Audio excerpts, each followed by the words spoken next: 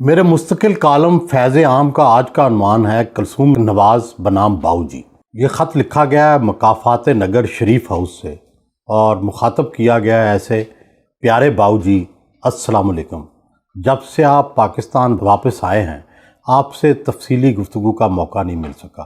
گڑیا مریم سے تو بات چیت ہوتی رہتی ہے، اس سے نامہ و پیام بھی جاری رہتا ہے، گھر کے امور پر اسے مشورے بھی دیتی رہتی ہوں۔ کل ابا جی میاں شریف سے پاکستانی سیاست پر تفصیلی بات چیت ہوئی تھی۔ اس موقع پر دیور عباس شریف اور بھائی طارق شفیع بھی موجود تھے۔ عباس شریف مسلسل ابا جی کی ٹانگیں دبا رہے تھے۔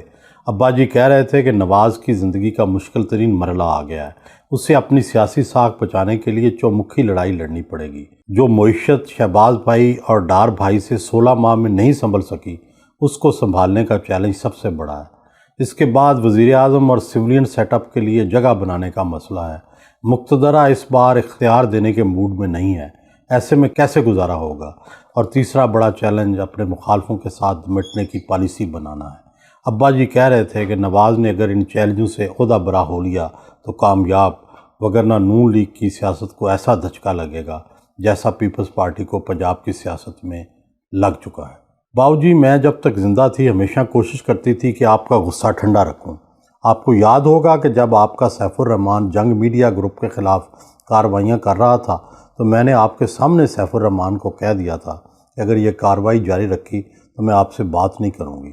جب بےنظیر بھٹو سے سخت لڑائی تھی تب بھی میں یہی کہتی تھی کہ یہ برداشت ہی بہتر رویہ ہے۔ جنرل پرویز مشرف کے مارشل لاء کے دوران آپ جیل میں تھے جب میں تہمینہ بہن کے ساتھ نوابزادہ نصر اللہ خان کے گھر پہنچ گئی تھی اور یوں پیپلز پارٹی کے ساتھ مل کر ARD بنانے کی راہ ہموار ہو گئی تھی۔ مجھے پتہ چلا ہے کہ ایک بار پھر آپ کے گرد خوش آمدیوں اور اقتدار پرستوں نے گھیرا ڈال لیا ہے۔ وہ آپ کو انتقام لینے اور مخالفوں کو تن دینے کی صلاح مشورے دے رہے ہیں۔ آپ ان مشوروں سے دور رہیں اور ملک کو مفاہمت اور مصالحت کی طرف لے کر چلیں، نہ صرف مقتدرہ سے بنا کر رکھیں بلکہ انصافیوں کو بھی مین سٹریم میں لانے کی کوشش کریں۔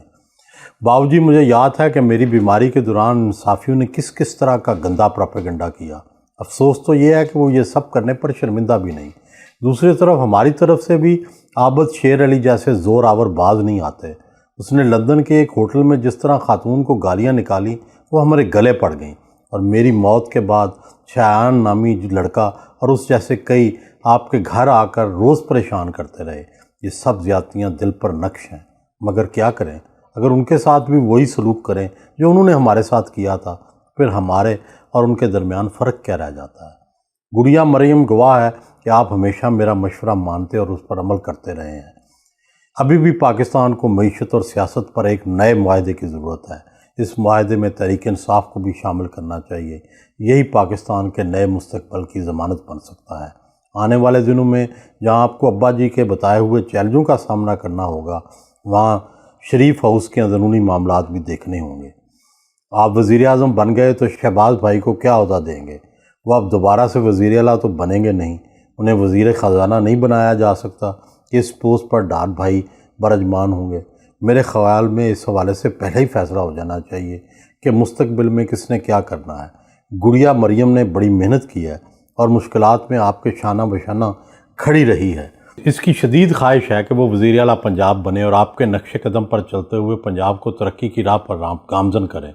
دوسری طرف حمزہ شہباز بھی ہمارا ہی بیٹا ہے، اس نے بھی کئی سالوں تک محنت کی ہے اور وہ بھی خواہش مند ہے کہ اسے وزارت اعلیٰ ملے اور وہ کوئی کارکردگی دکھا سکے۔ اسے تو یہ ملال بھی ہے کہ اسے جو تھوڑا سا موقع ملا وہ سیاسی کشمکش اور رسہ کشی میں ضائع ہو گیا اور وہ کوئی کارنامہ سر انجام نہ دے سکا۔ آپ کو ایسا راستہ نکالنا ہوگا جس سے نہ مریم ناخوش ہو اور نہ ہی حمزہ ناراض۔ بہتر یہی ہے کہ مریم فی الحال وفاق میں ہی آپ کے ساتھ کام کرے اور حمزہ بھی حکومت سے باہر بیٹھ کر پنجاب کے معاملات دیکھے۔ خاندان کے سارے افراد حکومت میں شامل ہوئے تو ہر کوئی انگلی اٹھائے گا۔ ہمیں اس بار حد سے زیادہ احتیاط سے کام لینا ہوگا۔ باؤ جی، آپ شریف خاندان کے سربراہ بھی ہیں۔ اس حوالے سے آپ کو یاد دلانا ہے کہ جب تک میں زندہ تھی میں کیپٹن صفدر کا بہت خیال رکھتی تھی۔ میرے دنیا سے رخصت ہونے کے بعد صفدر کا آپ کو خیال رکھنا ہے۔ مجھے خبر ملی ہے کہ صفدر اور جنید دونوں ڈسٹرب ہیں۔ جنید کی شادی میں ہم سے غلطی ہوئی، لڑکی اور لڑکے کی عمر میں کافی سالوں کا فرق تھا۔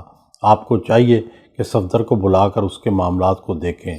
جنید تو ویسے ہی آپ کا بہت پیارا ہے، اسے بھی گائیڈ کریں کہ وہ پاکستان میں رہ کر کیا کرے گا۔ آخر میں عرض ہے کہ غصے اور انتقام سے دور رہیں، کیونکہ یہ چیزیں عقل کو کھا جاتی ہیں۔ آپ کی شریک حیات کلثوم نواز۔